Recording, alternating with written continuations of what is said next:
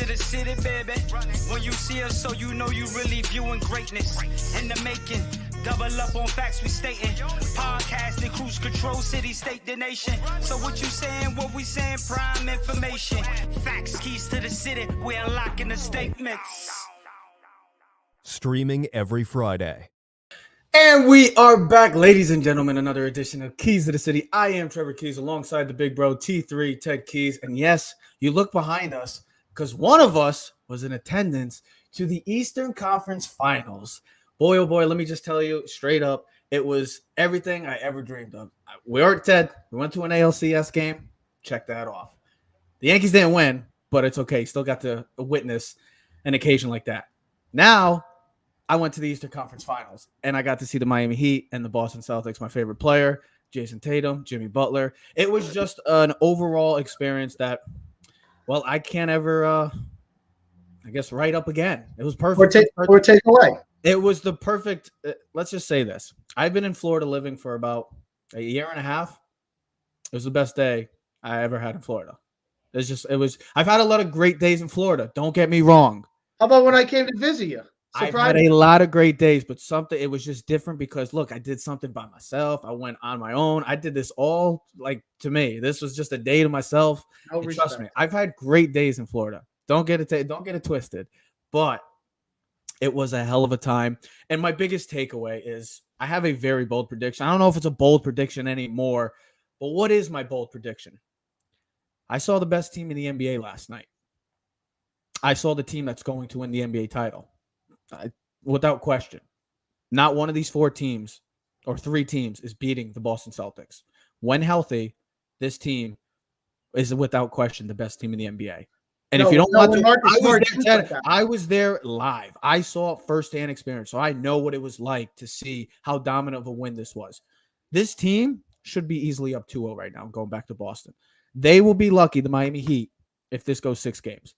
Shame on the Boston Celtics if they don't win a title this year because they're that good. They have the balance. They got the reliability of those players, role players. They got stars. They got a great coach that they believe in. They got that core. They have everything right. You have a number 2 in Jaylen Brown, a very good number 2. You have a superstar in Jason Tatum. You have great role players, Al Horford, Peyton Pritchard, Marcus Smart, Robert Williams.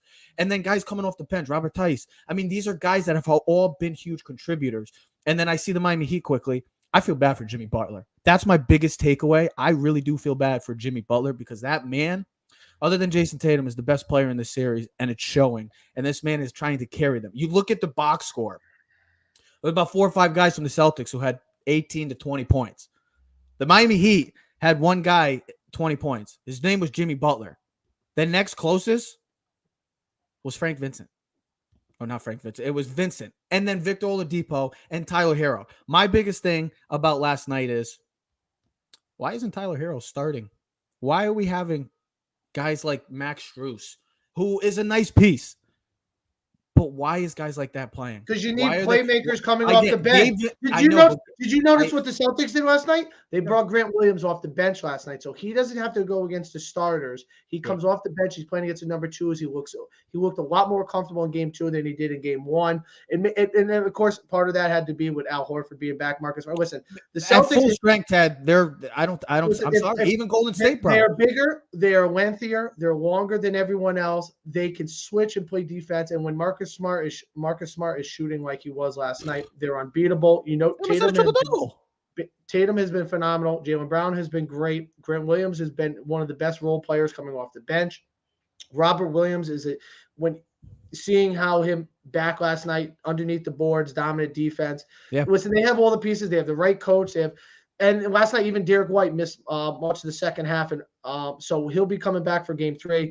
That's all. Yeah. Stay healthy, be healthy, be ready. The Celtics. I told you my prediction when we did the show last week. I know we want to do this Yankee stuff, but my prediction was Celtics and Golden State both at 6. I think those are the 2 best teams left. I think if the Celtics continue to play like they did, they should have no problem being done maybe in 5 games. Realistically, Bam Adebayo has to play like a number 2, has to be much more dominant. Where has he been? He's been lost in the game. He scored his first basket last night. I was like, I didn't even know he was playing. Tyler Hero has to be more assertive on the offensive side of the ball. Guys have to step up. Maybe Duncan Robinson will get more playing time, especially with PJ Tucker's injury, because he looks old, he looks beat up. He really hasn't looked the same. And then hopefully, if for the Miami Heat sakes, maybe they can get Kyle Lowry back late in this that's my biggest series before it's over. I mean, Max Strus and Gabe Vincent have been great contributors for the Miami Heat. But a guy in this league, you need to have scorers. And they have a guy in Tyler Hero who could put up 20, 25 points a game. But that's the thing. They don't have a number 2. And it's really lacking. And it's showing too. It's on display. And to see, I know Kyle Lowry hasn't played, but yeah, Kyle Lowry will come back. But his presence alone, it's not going to make that much of a huge it's not going to make that much more of an impact. Well, it will because it'll make the team. It'll bring depth to the team. So now let me say this. Now him and Hero coming off and Lowry in the offense. But listen, with this team, Trev, this year was never about all the scorers. It was about a depth team. Bam, Jimmy, Kyle Lowry, Hero. PJ Tucker contributed. Now you got Strauss, Duncan Robinson, who we had talked about, who signed a 5-year, $90 million deal. He has been no part of this offense whatsoever in the series before and in the first 2 games. So where are they going to get, like you said, where are they going to get the extra scoring from outside of Jimmy Butler in games 3, 4, 5, 6, and if they get to game 7? Yeah, and that's the thing is that there's, to me, for what I saw last night, being there for the full game and seeing it for 48 minutes, there's no way the Heat are winning there's no way the Heat are winning this series. They're not winning in Boston at all. They'll be lucky if they get to 6.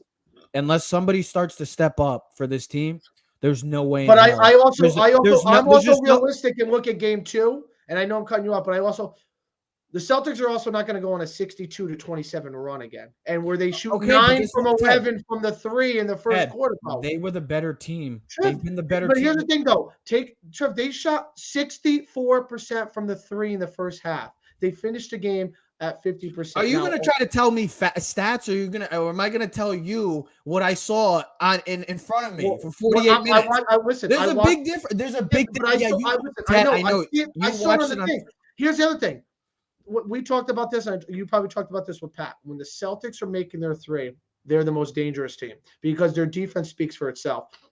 Last night, they shot an incredible high percentage amount of 3s, and they made them. If they shoot like that, like they did against the Bucks, they crush the Bucks. But when they don't hit their 3 and they fall into that trap of where, Trev, it's like the teams where they forget to run the ball and they want to just throw the ball over the field. It's like, just run the ball. You're running for 5 yards. The Celtics last night, their amount of 3s is around 43s. When they start shooting 50, 60 amount of 3s in a game and they get 3-point heavy, that's when they fail to really dominate. Last night, in and out, passing, slashing, and nailing the 3. Great shooting. They couldn't miss last night. Everyone was on fire. And last night, when they play like that, they are the best team in the league.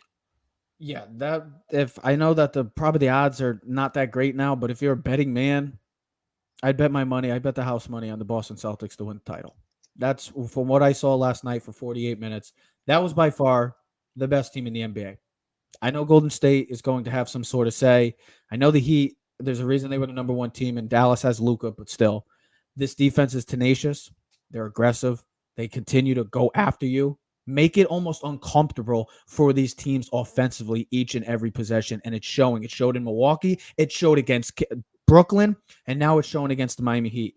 An unbelievable experience overall from the FTX Arena. It was just everything I had dreamed of. It was just, hey, like I said in my caption, it's a kid just living his dream right now. And, look at this. Celtics best team right now. Without question. Without question, they're the best team in the league. And look who it is. The trio is back, with the Joseph Aguirre joining us.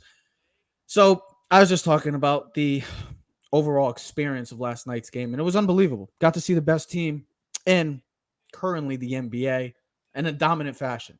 Well, there's also a very, very, very good team right now out in the baseball world, Joseph. And it's the New York Yankees. Right now, the best team in baseball, record-wise, and just on display, the eye test. If you want to watch on the eye test, I know the Dodgers got all the stars, and we all know that they could be the favorites to win it. But let's be realistic.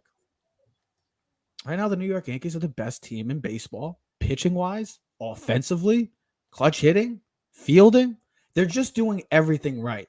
But my biggest thing right now, there's a huge question mark going on for the New York Yankees. Some say it may be a good one. Some say it may be a bad one. My thing is, here's the question. What should the New York Yankees do with Aaron Judge? Because this was the talking point in the beginning of the offseason, and we all knew that Judge didn't want to. Well, he wanted a contract before the offseason. If he didn't get it, he wasn't going to do it, wasn't going to talk about it, wasn't going to discuss it, moved on. He has been a man of his word, rejecting the 7-year, $213.5 million extension, reportedly extension that he got, and he declined it. But now the Yankees are in a huge, troubling situation because Aaron Judge, as we know, has been the best player in baseball, hitter-wise, and probably the best player in baseball currently right now. So, Joe, I'm going to ask you a straight-up question. It's a very easy question. It's on the board. You see it. What should the Yankees do with Aaron Judge? Well, I thought that they should have ponied up before the season because I knew this was going to happen.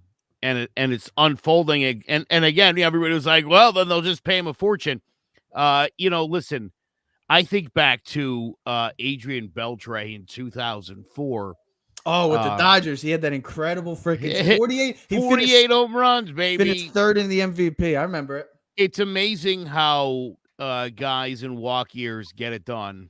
And listen, you know what this guy's capable of when he's on the field. The same thing with Giancarlo Stanton. And you know what you're paying Stanton, and you know what you're paying Cole, and you know what market value is for marquee players. Aaron Judge is in the same category as Mike Trout and Mookie Betts and the guys that are making a fortune in this game. Mm-hmm. And he's got to get paid. And the Yankees made a terrible mistake here. They should have ponied up more. This funny, the whole lockout, most of this was predicated on guys like Aaron Judge, who instantly come up and put up MVP caliber numbers and aren't getting paid. That's what the union didn't want. Now the guy's going to be 30 and you don't want to invest in him. So this is what the players union, this was one of the perfect examples of what the issue is. And now Aaron Judge is making them pay because every time he cracks 20 and then 30 and then 40 and however many he ends up hitting this year, it's going to hurt. It's going to cost more and more. Well, Joe, let me ask you, because you just said with the bad decision of not signing him, what would have been before the season? Let's take away what he's done so far. What he's done has been an incredible start, and it's one of the main reasons why this team is dominating the AL East. They have a nice, comfortable lead, and they're the best team in baseball right now. So you just said you think they made a big mistake. Okay. What would you have offered?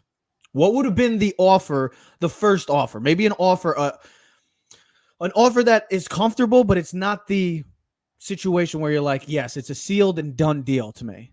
Let me ask you a question. Who's a better baseball player, Corey Seager or Aaron Judge? Well, we know that. We know the question. Well, 10 years, 325, because what? The guy's 2 years younger? That's insane. So is that what you have said? Would you have ponied up another $100 million? I would have came to him 10 years, $300 million. See, my big thing is I can't do the 10 years. I don't feel comfortable with another huge contract, knowing that the Yankees are new. But look, you got. They've had opportunities the last 2 or 3 years where they could have bought him out and extended him when he was 28 or 27. They could have extended him out to when he was 37, 38. Now you waited. You waited, and the longer you wait, again, now you end up in that situation where, the guy's going to be about 40 at the end of that. But you can also be a prisoner of the moment. We know how teams fall into that. I mean, if we're not, I don't think Judge is a prisoner of the moment, T. But no, I'm saying the Yankees are, because the way I'm, Joe loves to do the baseball reference. So I just wanted to, if I was going to speak on this, make sure. So I'm looking at things. So let's start with his rookie season, 2017, which he finished second in the MVP, which we all believe now he probably could have or should have finished first. No, we all know he should have won. Whatever. It's over with. It's 5 years ago. We don't care. He had a great season. The next year, he only played. Gets so angry for goodness I'm sake. saying, but whatever. We're not going to cry over spilled milk. I mean, Reggie Bush won the Reggie with Vince Young. Who cares? Whatever. We're gonna change every rule and everything in the world. Whatever. So what you're about to do, Ted. You're gonna make a huge mistake with me right here, because you're gonna tick off how many games he's missed over the last 5 seasons, and then I'm gonna tell you, go to the top of the page and type in Mike Trout's name. He's missed more games. No, Joe, and he's getting like $500 million. So Joe, no, there's a big problem here. Oh, I agree with that. Aaron Judge has played in more games than Mike Trout has played in the last 5 seasons. We talked about that last year. Remember, we were getting so into it about the Trout thing, and like people make him out to be the greatest player. And I guess the Trout's having a great year again this year, but no one even knows. Did you hear that? Mike Trout's having another great year. He is supposed to. I've seen him on every list as the MVP already, which is crazy. He just instantly goes right to the top. It's like a college football. So like you just throw Bama up there. Ohio State. You know what it's I don't care who the quarterback is. They're number 2. Hold on. They could be halfway through the season, number 2. My point, Trev, with the prisoner of the moment is the way I think, like, if we took it in 2 separate categories, right? Like the cons and the pros. Like, we know what he is as a pro, all right? His value, because I sent you guys something in the messenger yesterday. It was something that they talked about on another show. And I said, is Aaron Judge the most valuable Yankee? Or should he be the highest paid Yankee? Because if you think about what Aaron Judge represents for this team, right?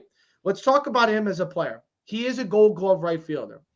All right. Maybe he doesn't have one, but I think his ability to play right field and also center field at a high level is top notch. So he's a top 10, I would say, outfielder. All right, at his position. If you want to go top 5, whatever. Top 5. But I'm trying to be nice. I'm trying to get him a bigger thing, right? Then we talk as a hitter. He is one of the 5 best hitters in baseball when he's playing. If you look at his numbers right now, he is career highs in batting average, slugging, on percentage, win percentage. And what I would say to you is this: what is the correlation between Aaron Judge's super season right now and the Yankees' record? I would say they mesh. When Aaron Judge is playing at the level he is, the Yankees reflect that. Garrett Cole can pitch like crap.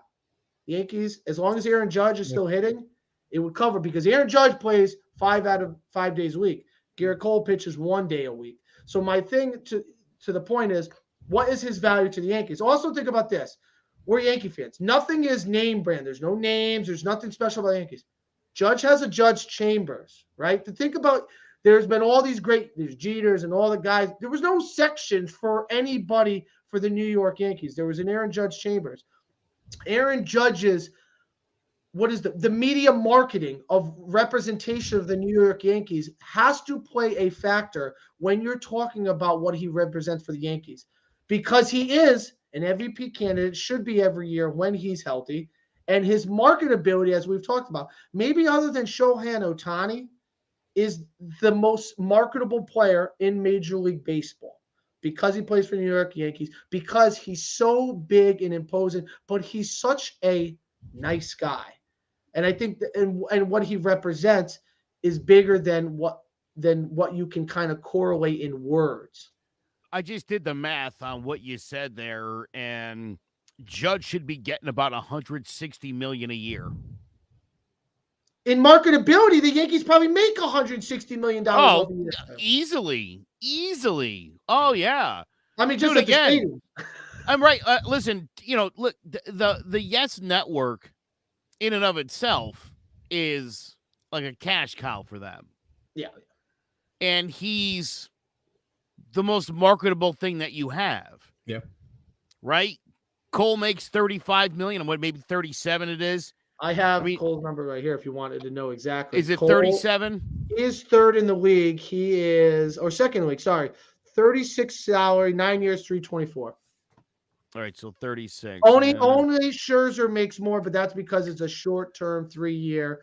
So Scherzer's number 1. Scherzer's number 1. I'll ask you, Joe, and Trev, I know you wanted to ask a question. Do you think, Joe, the biggest thing with Judge and why he didn't sack that, you think it was more years or total value? I think it was years. I think years. I think years, and again, here's how I'll tell you why. This is a guy that went to college, played at Fresno State. I thought he played at Miami. No, Fresno State. So he got he got a late start to his big league career. The Yankees didn't bring up until he was 25. So this guy's like had some of the prime years of his career where he got free agency 3 years ago. All right, let me ask you this, guys. Which again is another thing the union has an issue with is you bring a guy up when he's 25. He's 31 when he hits free agency. Because they arbitrated him for 3 years. Right, and there you go. So like I said, look, the Yankees, knowing what this guy was capable of, had an opportunity 3 years ago to extend him out and own the prime years of his career, which, again, it's funny, Ted. You were like talking about his pros and cons, right? What is the con to Aaron Judge? That sometimes he's hurt. Well, no, it would be the only con would be his health, because as a player, that's what I'm saying. And because we know for fact, Mother Nature, I was gonna say Mother Nature, but Father Time.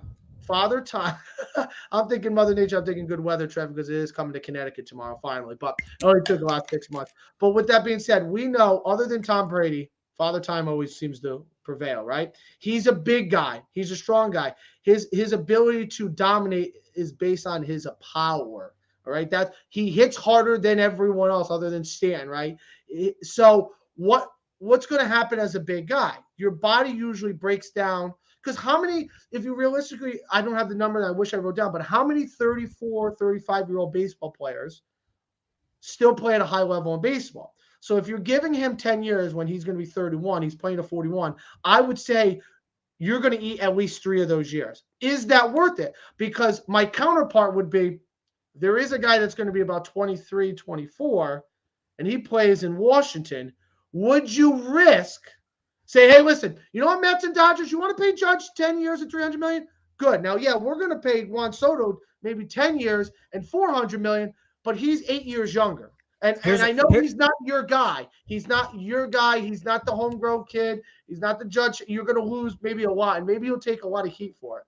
But you're going to get a guy 8 years younger. Go ahead, Joe.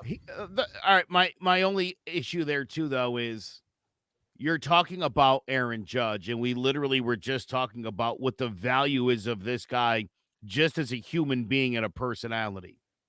But Juan Soto has none of those things. Oh, wow. Juan Soto doesn't have that. No, he has a personality, but maybe not the New York personality that you don't have that. He's not a huge star personality-wise. The numbers are all there.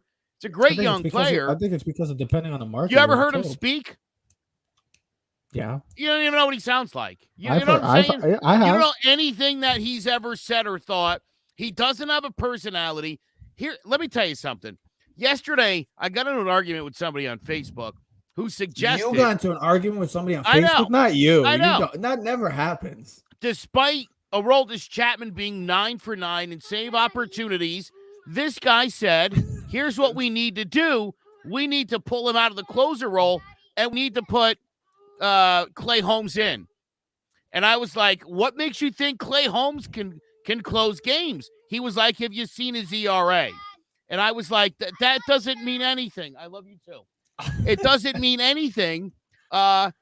Pitching in the 6th and 7th inning and being good isn't pitching in the 9th with the game on the line. Those are different things. So Juan Soto excelling in Washington, where they pull, 18,000 a night, isn't the same thing as playing in New York. He would flourish. So, I'm just saying the assumption that, what is he going to be, 25 when he's a free agent? No, 24, 25, whatever he's going to be. That's great. There's no guaranteeing this guy's going to come to the Bronx and be a huge superstar.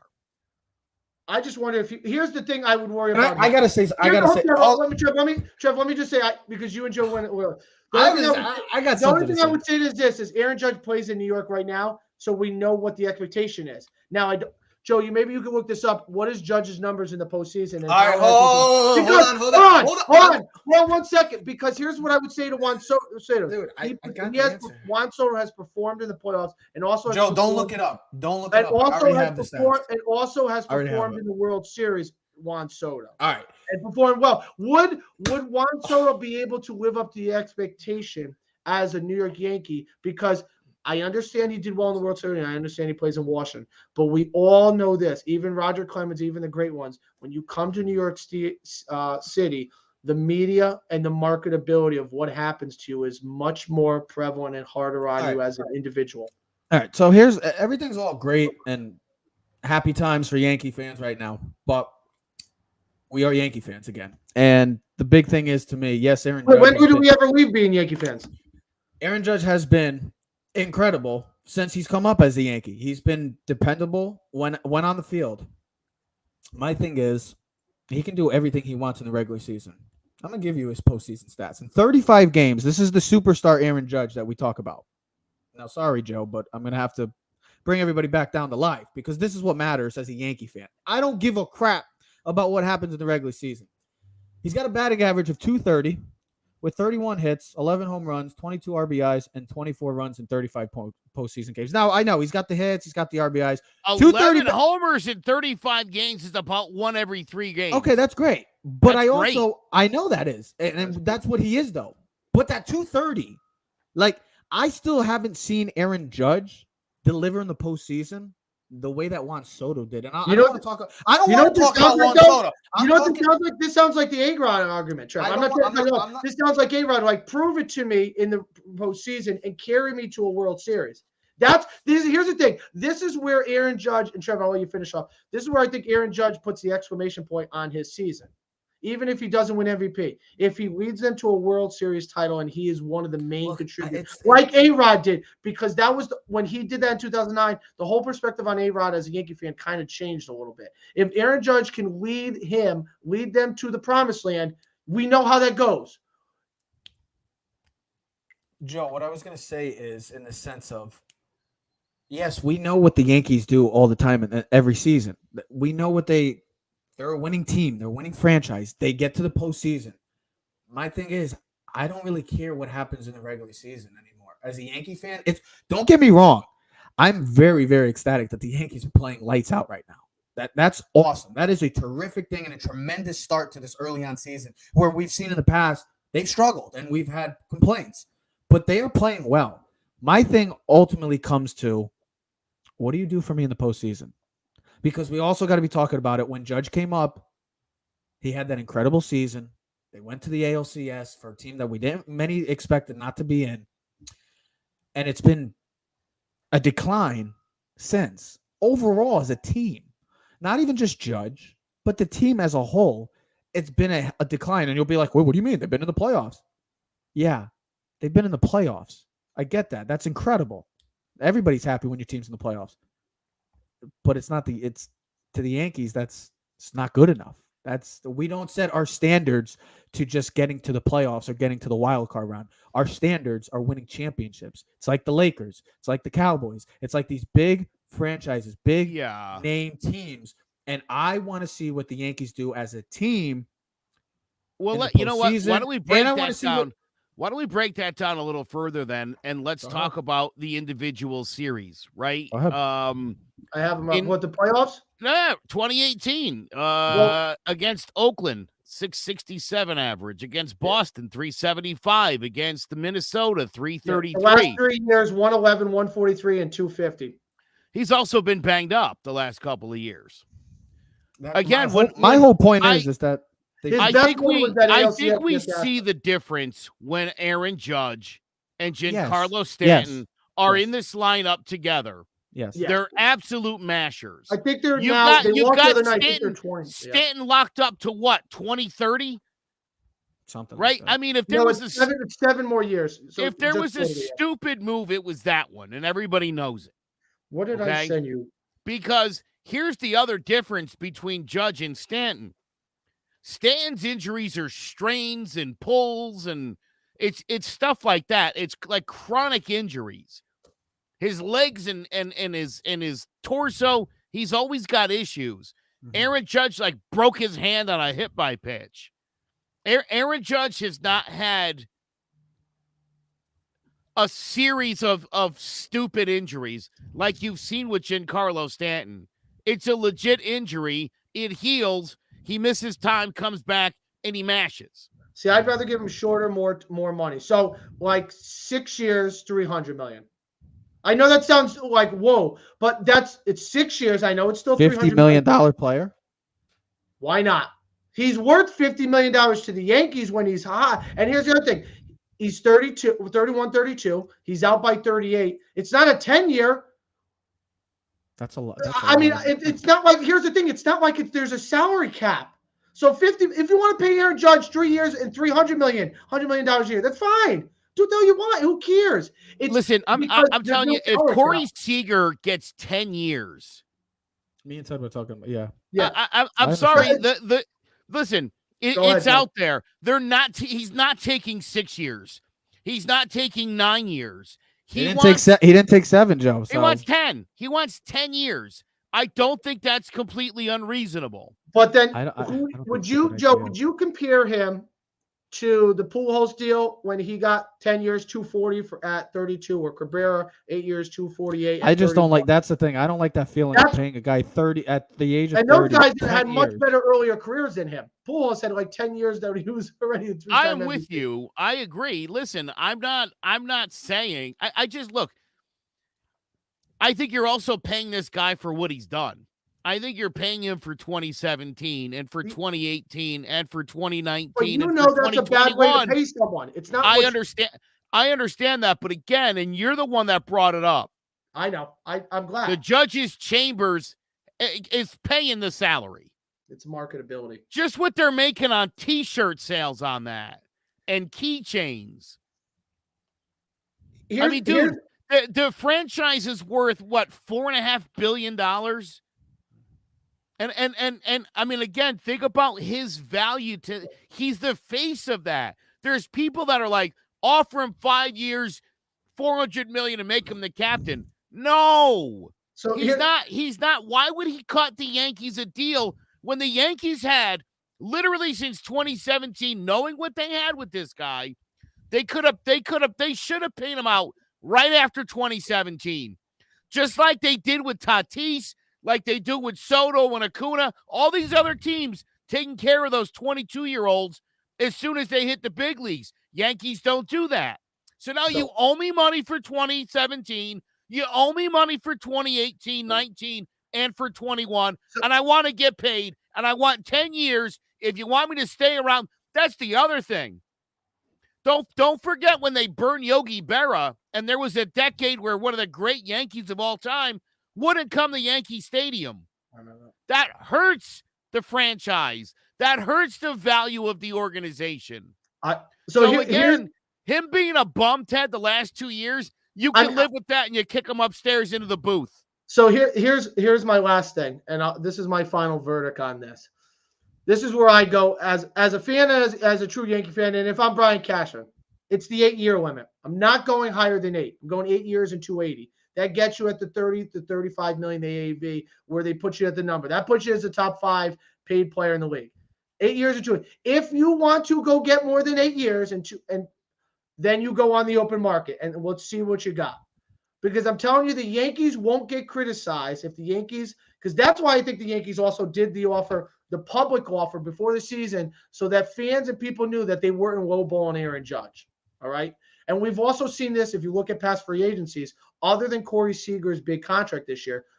Yes, Simeon got a big contract, but no one's over that 200, 220 threshold for big-time contracts. You know, MLB teams do not want to put that 10-year, 300 marketability.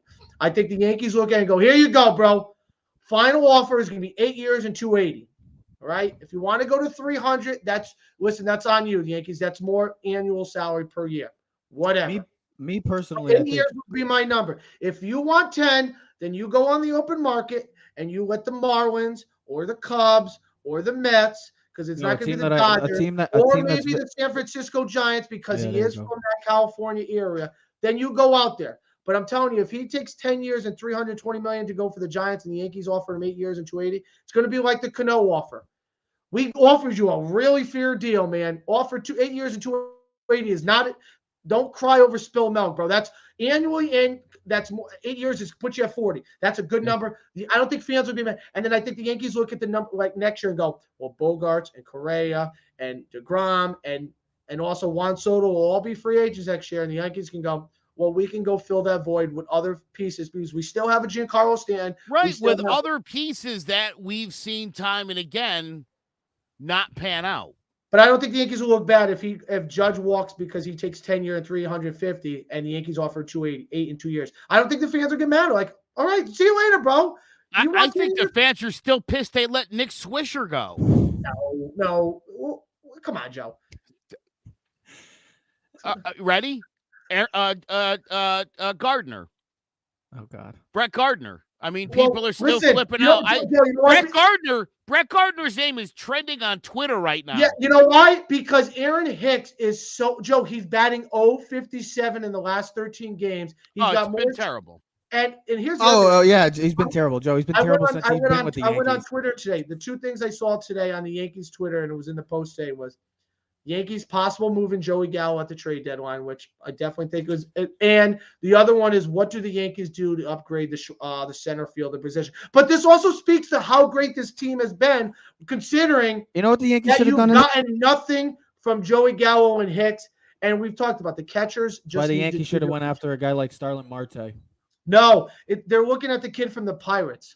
I understand about the time they should have thought Marte. My whole thing overall to close out for me, I'm good with this. You guys have done a tremendous job of really speaking upon this, and it's a huge deal, and it's a situation that the New York Yankees are going to have to figure out because there's a distinct possibility.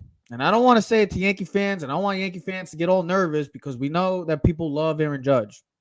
But there is a possibility if this deal does never go through, there will be a team, whether it's the New York Mets, whether it's the San Francisco Giants, or hell do I dare even say the Los Angeles Dodgers. Won't be the Dodgers.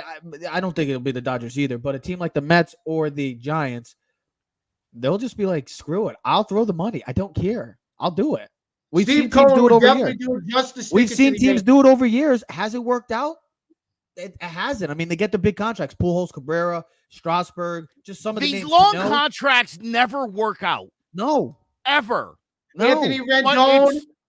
Unfortunately, that it's the reality of what we're. I mean, Manny Machado deal is looking real nice for those Padres. Harper hasn't been bad for the Phillies. Got MVP, and the other one in 5 years on that. And the other one that Machado's been the best player in the NL this year, carrying the Padres. Oh, the other, he's on my fantasy team. I'll let you finish this one. You know who else has been real good, Joe? A guy that I wish the New York Yankees had for years now. Best third baseman in baseball, Arenado, my boy Nolan Arenado. He's a killer. He was a killer. He was putting it together, bro. Well, he was one of the best players of the Rockies. Now he's just, what you talking about? Stop it. Nobody cared when he was with the Rockies. You know that. Of course, but he's with the Cardinals now, and he's still kicking ass. I mean, come on. Here's the other. Go ahead, Joe. There was concern about whether he could hit outside of Colorado, and it's a legit concern because I think time and time again we've seen those guys don't hit elsewhere. I'll tell you one other thing. I'm good though, by the way. If Judge leaves for a 10-year deal to go play for the Giants or like his marketability is not going. He'll make more money being a New York Yankee at 8 years and $280 million or $275 than he would at anyone else because there's no better franchise to play for in the Major League Baseball than the Yankees as a market. And here, as much as I hate to say this, you want to make marketability, go play for the Dallas Cowboys in the NFL. That's where marketability. I mean, you could do it for any football team, but the Dallas Cowboys franchise, the America's team, as they say, be a Dallas Cowboy, your marketability goes through the roof. It's be a Brown or be a Cowboy. You know what I mean? Pick your thing. Unless you're a special guy like Tom Brady, where it doesn't matter where you go. There's not many guys like that. So I'm just saying, Yankees, 8 years, 280. Leave it. Here's the piece of paper. Here's the pen. You either sign it or walk the hell out. Final offer. Take it or leave. And if I was just Aaron Judge, I'd be like, you got $1 million? I'm good. Just give me $1 million. I'm good. See ya. Bye-bye. Aaron Judge going back to California, to Los Angeles, he could bank $500 million on that. He would be a huge Hollywood star. He'd be making movies in the offseason. Imagine going from New York. Imagine going from New York to San Fran or something like that. Yeah, where he's from. They love him out there. I'm telling you, it would be worth his while. Well, this will hurt the Yankees more than it would hurt him. just two last thoughts. Number one, as I saw in the comments, Nestor Cortez, Garrett Cole, and Luis Severino is a lethal top three. And they're all pitching like it. And if they continue to pitch like that for most of the season, but especially in the postseason, the Yankees can win absolutely any series. The Yankees, 100% agree, Joe. The Yankees Nestor can Cortez win. is leading the league in ERA. And I brought this up before. I want to finish the thought on this, but Aroldis Chapman is not Mariano Rivera. I'm stating the obvious here. I want to remind people who have maybe just become Yankee fans recently. You heard about Mariano Rivera, you know how good he was. Before that, it was John Wetland, who really, Rolaids started sponsoring the postseason award because of the sales based off of all of his performances. Dave Righetti, Goose Gossage, Sparky Lyle, pick a guy. It was never easy. Jonathan Papelbon. It's never been easy. Right. I mean, you people are so ignorant sometimes. Oh, you know what? This guy's pitching good. He should be the closer. Oh, because that's how it works. Just stick anybody out there. Flavor of the week. Flavor of the week. Oh, that drives me nuts. He's 9 for 9 in saves. But hasn't blown a single one. They want to replace him as the closer. Listen, you're not going to have 9 superstars at 9 positions. The idea that you're not gonna. This isn't MLB The Show. I know you know. And I'm taking your bait. But, I mean, just plain and simple, if we want to talk about an issue, the Yankees need a catcher. Because so far this duo, soon-to-be trio, they're not great. They're not even close to great. They don't combine for good, let alone great. All good defensive catchers. But you can make the same argument. Hey, Joey Gallo's a pretty good outfielder. Are we getting value from that? Also, in his last 15 games, he got 5 home runs and he's hitting about 250. So Joey Gallo's showing signs of life. Good. He'll be a nice trade asset at the trade deadline. Perfect. Yeah, get him out of here. Like I said last year, and you guys were like, "Oh, he'll be great. He'll be fine." Yeah, great. Joey Gallo. See ya. Joey Gallo. Get out of here. Go home. I think he's more than serves his purpose with the Yankees. Joe, I think they should just disband Aaron Hicks and Joey Gallo and get them the hell out of town. I would make getting rid of Hicks a priority, and then I would somehow find a way to get Wilson Contreras behind the plate. I just want to say that too, like a couple weeks ago when Joe was like, "Oh, Aaron Hicks is tremendous. He's having a hell of a season." He got off to a good start. Yeah, now he's terrible. Yes. But guess what? We're not going to complain because the New York Yankees are top of the MLB power rankings, record-wise, and are the best team in baseball. Breaking news yesterday, too, by the way. Max Scherzer out 6 to 8 weeks for the Mets. A huge loss for that pitching staff. We'll see what happens. If they can continue to win and try to just reel off some wins, we'll see. But yeah, maybe. I know it's unfortunate. Hey, it's like the Mets. That's what happens sometimes with the Mets, the Jets. It's the same thing. But Yankee fans, you remember what I said in spring training? Scherzer and DeGrom would combine for less than 30 starts this year combined. Oh, we'll see. And that looks like that's a lock. Hey, if they could get into the postseason with those two, they'll be good. But we will be back next week discussing more of the NBA playoffs. Will we have a finals preview, maybe? Or would we have maybe a Celtics win? What are we going to see what happens? Also, we'll start getting back into some NFL discussion too. But we are Keys to the City. We are out. Yeah. Keys to the city, baby. When you see us, so you know you really viewing greatness in the making.